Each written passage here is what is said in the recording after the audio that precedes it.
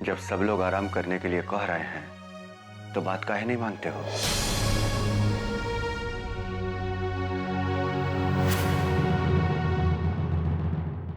सेहत अच्छी नहीं रहेगी तो काम कैसे करोगे?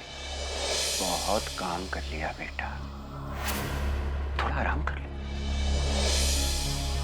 और फिर हम हैं इधर काम संभालने के लिए।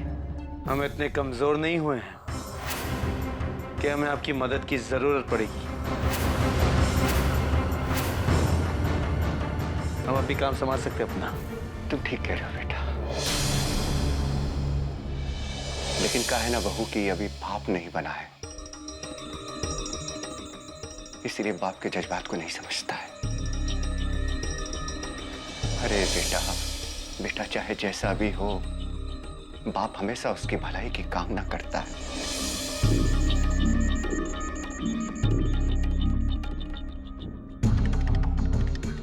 भाई रजब, आपकी दवाई, लेकिन इनका असर तभी पड़ेगा जब आप इन्हें टाइम पर खाएंगे और पूरी तरह आराम करें। अगर हमें पता चल जाता कि अगर हमारे बीमार होने पर हमारी इतनी खातिरदारी होती तो हम तो बहुत पहले बीमार पड़ जाते।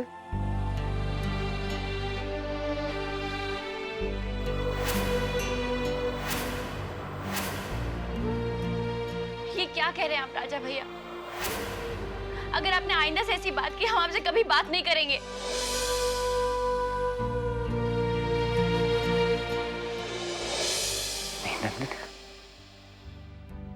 हम सब कुछ सह सकते हैं, बीमारी, दुख, तकलीफ, लेकिन अगर तू हमसे बात नहीं करेगी ना, हम बिल्कुल नहीं सह पाएंगे।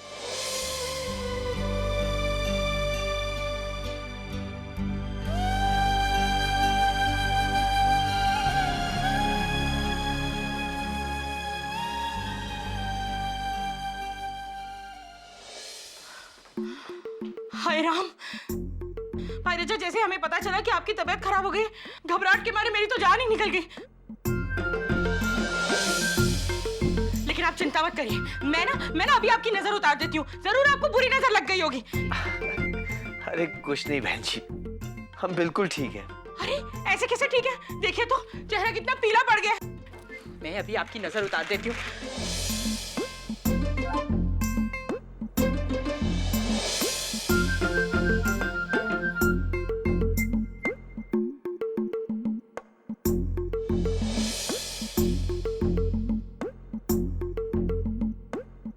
अब आप आराम कीजिए। और क्या है ना, ये ना नजर वाली मिर्चियां घर में नहीं रखते, तो मैं जाके चौराहे पर इन्हें रखाती हूँ। सच, कितनी अच्छी कादम्बरी जी, सबका कितना ख्याल रखती है वो। सच नंदिनी, तू बहुत सौभाग्यशाली है नंदिनी, जो तुझे इतना अच्छा ससुराल मिला है।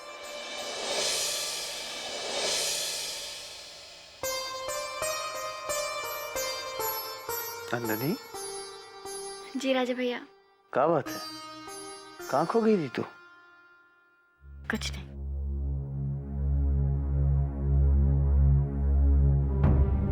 हे भगवान, हम डरते हैं कि जिस दिन दीदी की सच्चाई सबके सामने आएगी, उस दिन वो सबकी नजरों में गिर जाएंगी। हमें राजा को कुछ दिनों के लिए घर मां ही रोकना होगा, नहीं तो इस मंगली का ही सामान जो हम खिलौनों के अंदर भर कर भेज रहे हैं कैसे बेचेंगे? लेकिन ऐसा लगता नहीं है कि राजा घर मां रुकने वाला है।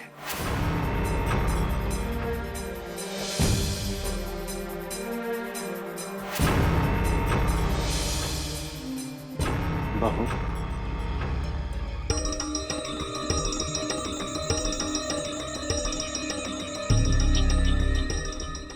जी। अब कैसी तबीयत है राजा की बहू? जी, वो अब ठीक है। हम जानते हैं कि वो हमको अपना बाप नहीं समझता, लेकिन क्या करें, हमारे लिए तो वो हमारा बच्चा है। और वैसे ही ससुरी तबीयत तो खराब होनी ही थी। एक जान 1000 काम, कितनी बार कहा है अरे बेटा थोड़ा धीरज, थोड़ा आराम कर ले, मगर ना, अभी प्रिंसिपा और अंबर है ना, ये दोनों हैं वहां काम संभालने के लिए। उसको ये सब करने की जरूरत नहीं है, थोड़ा आराम करे। पर हम जानते हैं कि वो बहुत जिद्दी है, हमारी बात नहीं सुनेगा। लेकिन बेटा, तुम दोनों उसको समझाओ। तुम दोनों कुछ ऐसा करो कि वो ऑफिस ना जाने पाए। काम के चक्कर में अगर उसकी हालत और खराब हो गई तो नहीं, हम ये बर्दाश्त नहीं कर पाएंगे बेटा। हमको उसकी बहुत चिंता हो रही है बेटा। नहीं बाबा, हम राजा भैया को कहीं नहीं जाने देंगे। हम देखते हैं वो घर है के आराम कैसे नहीं करते। हाँ बेटे, ऐसे ही करना।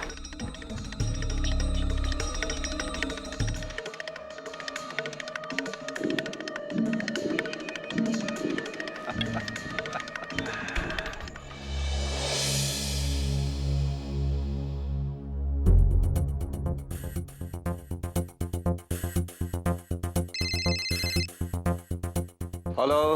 हेलो माधव, बहुत ही अच्छी खबर है माधव। लगता है कि किस्मत हमारा साथ दे रही है। तुम अपना काम बिना किसी डर के तेज कर दो। हाँ मगर भाई राजा। राजा की तबीयत खराब है माधव, वो घर वाले उसको बिस्तर से नहीं उठने देंगे। उसे बहुत प्यार करते हैं माधव, और हमको इसी चीज का फायदा उठाना है। ये तो सचमुच में बहुत अच्छी खबर है। हम अभी फौरन काम पे लगता हूँ। हाँ शाबाश, ये हुई ना कोई बात। चलो माधव, रखता हूं।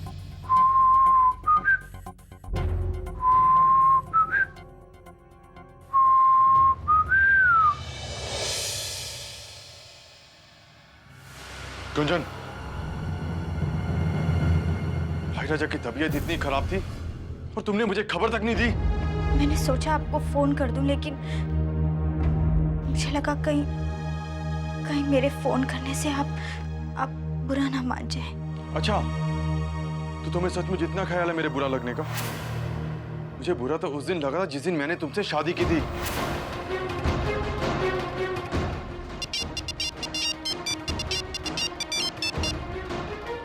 हाँ, मैं आ रहा हूँ। बस पहुंच रहा हूँ मैं। ओके। सुनिए, आप कहीं जा रहे हैं क्या? तुम क्या सोचती हो? मुझे तुमसे पूछकर जाना चाहिए? कुंचन, मैंने तुमसे पहले भी कहा था, मेरे किसी काम में दखल मत देना। मैं तो बस इसलिए पूछ रही थी कि भैया की तबीयत खराब है, और अगर घर में सबको पता चल गया तो सबको बुरा लगेगा। अगर आप बुरा ना माने तो, अगर आज आप कहीं ना जाए तो। मुझे तुम्हारी किसी सलाह की जरूरत नहीं है। रही बात तुम्हारे ख्याल की, तो तुम अपने पास रखो। मुझे जो करना है वो मैं तय करूंगा, तुम नहीं। समझी?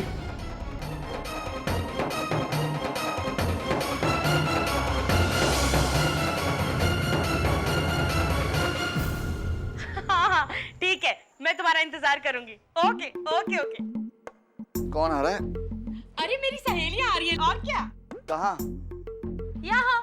और कहाँ? अब जब रहती आऊं तो क्या मेहमानों को ताजमहल में बुलाऊंगी? तुम्हारा दिमाग तो खराब नहीं हो गया? खुद यहाँ मेहमान बनकर रह रही हो और तुम मेहमानों को खाने पर बुला रही हो? अरे कम से कम भाई राजा की तबीयत का तो सोचा होता। कितनी खराब है उनकी तबीयत, और तुम्हें पार्टी की सोच रही हो?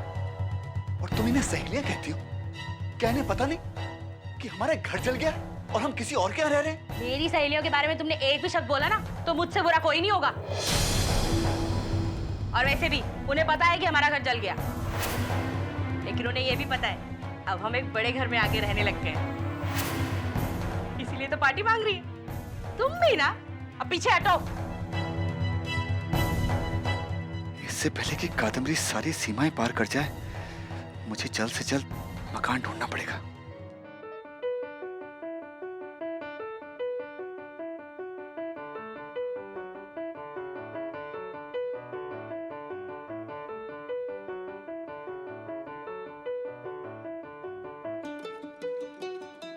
वहां क्यों खड़ी हैं? पास आइए ना। कोई बात करनी है क्या? दरअसल आप तो जानते हैं कि भैया की तबीयत ठीक नहीं है, इसीलिए वो ऑफिस भी नहीं जाएंगे। अंबर भैया के ऊपर पहले ही बहुत सारी जिम्मेदारियां हैं। हम चाह रहे थे अगर ऐसे में आप भी ऑफिस ज्वाइन कर ले और ऑफिस की जिम्मेदारियां संभाल लें।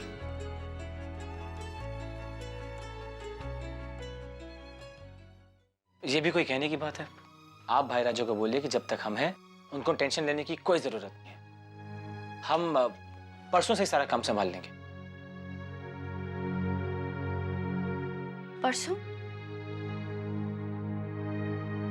वो क्या है ना, मैं तो कल ही से ऑफिस ज्वाइन करना चाहता था, पर क्या करे, वो हमारा दोस्त है ना गौरव, आप मिलिए उससे।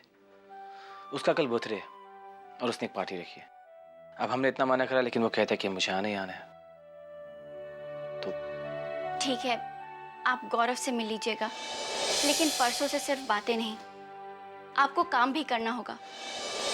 जब तक राजा भैया की तबीयत ठीक नहीं हो जाती, तब तक अंबर भैया के साथ मिलके आपको ही ऑफिस संभालना होगा। आप समझ रहे हैं ना हम क्या कह रहे हैं? हमें पूरा भरोसा है, आप सब संभाल लेंगे। भरोसा रखिए, हम आपका भरोसा कभी नहीं तोड़ेंगे। हम तो खुद ही काम करना चाहते हैं, लेकिन क्या करें, पिछले कुछ दिनों से किसी ना किसी कारण काम करने का मौका ही नहीं मिल रहा। अब देखिए ना, मैं दिल लगा के काम करूंगा और आपको शिकायत का कोई मौका नहीं दूंगा। लेकिन इस सब के लिए आपको भी हमें एक चीज देनी होगी, और आप हमें मना नहीं कर सकते। क्या देना होगा? आपको हमें हर रोज बहुत सारा प्यार करना होगा।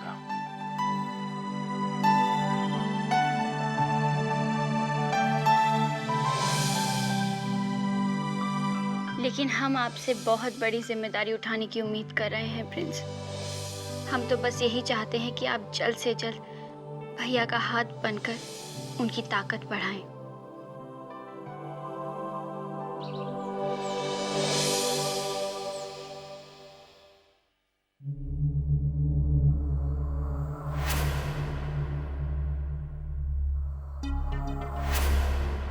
अरे मैंने कहा था ना कि जब तक इनकी तबीयत ठीक नहीं हो जाती घर में मसालेदार खाना नहीं बनेगा। तो फिर ये सब क्या है? जी वो कादम्बरी मैडम है ना, उनके कुछ खास मेहमान आने वाले हैं, ये सब उन्होंने बनवाया। डिलीवरी सही समय पर होना चाहिए, समझे? ठीक है।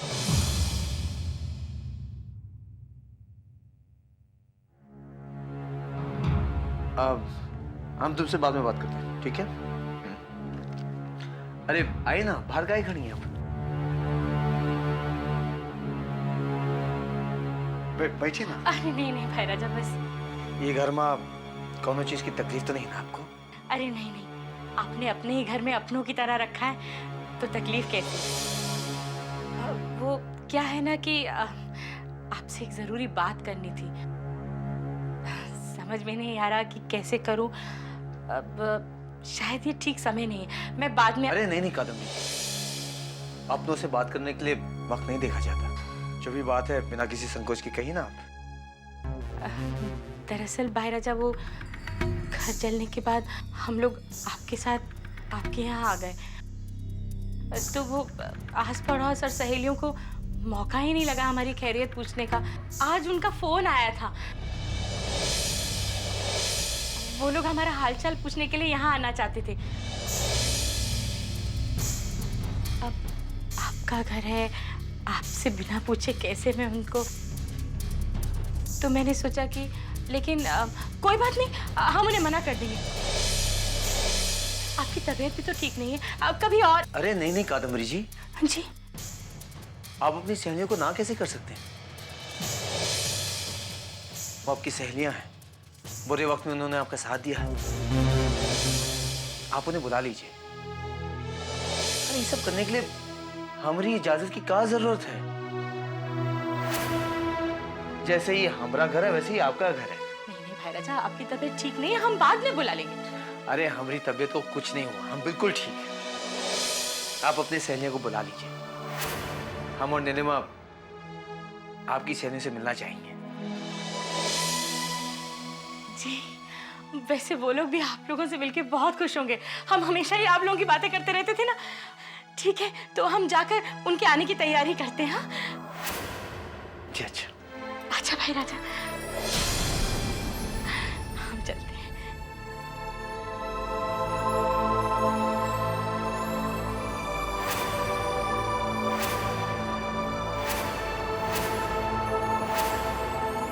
नीलिमा, क्या बात है?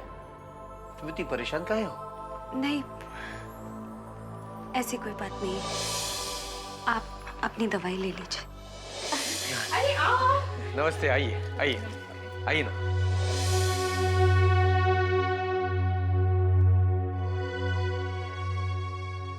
अरे आप लोग खड़े काहे हैं? बैठिए ना। अरे हाँ, अपना ही घर समझो। बैठो बैठो। कादम्बरी हमेशा आपकी तारीफ करती रहती है भाई साहब। बहुत नाम सुना है आपका। आप लोग सब आराम से बैठिए, मैं आप लोगों के लिए नाश्ता भिजवाती हूँ।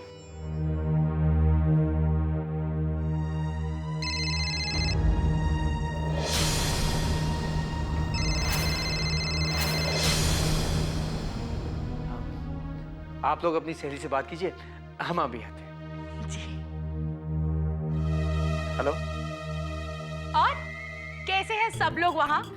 और सुमन और उसका बच्चे? बहुत याद करती है तुमको। अच्छा, हम लोग को भी बहुत याद आती है उनकी। सच। अरे पियो ना।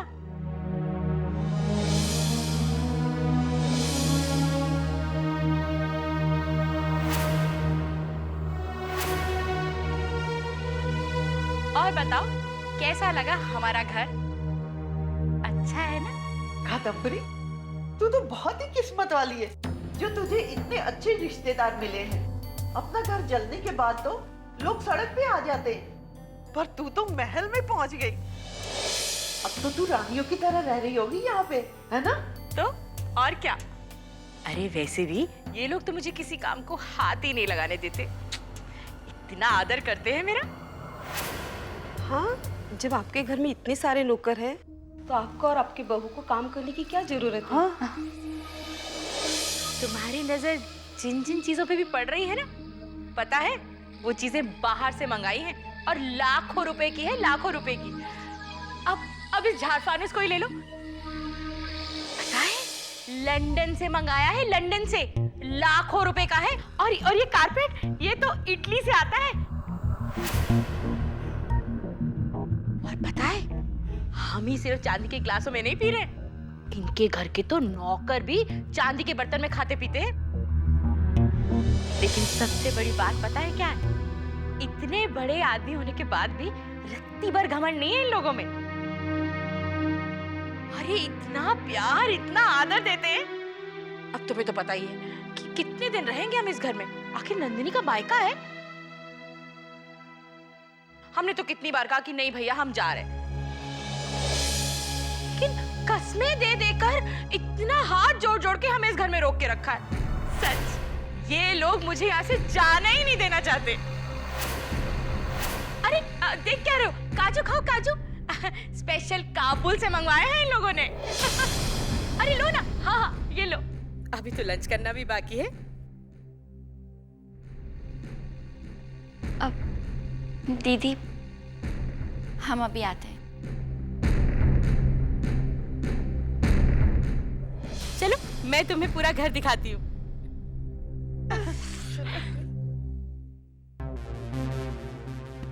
सच कादम्बरी, आज तेरी वजह से हमको इतने बड़े घर में इतना अच्छा खाने को मिला। काश हमारी किस्मत भी तेरे जैसी होती। सच, इतना अच्छा घर, इतने अच्छे लोग, बड़ी किस्मत वालों को ही मिलता है ये।